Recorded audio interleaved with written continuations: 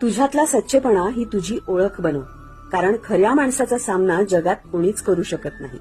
खरेपणावर विजय मिळवणं तसं इतकंही सोपं नाही. काळजी आणि चिंता या तुझ्या आयुष्यात आलेल्या 2 खडतर पायऱ्या आहेत. आज ना उद्या त्या पायऱ्या पार करशीलच की, पण आपल्या माणसांना त्यासाठी दुखावू नको. आज तू कोणाला दुखावलंस तर उद्या तुलाही दुखावणारा जन्म घेईलच. ध्यानात ठेव, भगवंताने तुला खूप चांगली बुद्धी आणि निर्मळ मन दिलं आहे.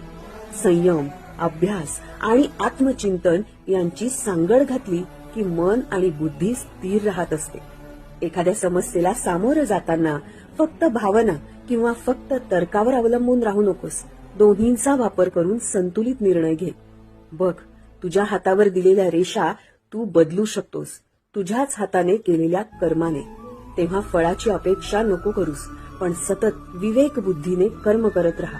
तुला जे जे हवं ते प्राप्त करण्यासाठी स्वामींचे आशीर्वाद कायम तुझ्यासोबत आहे.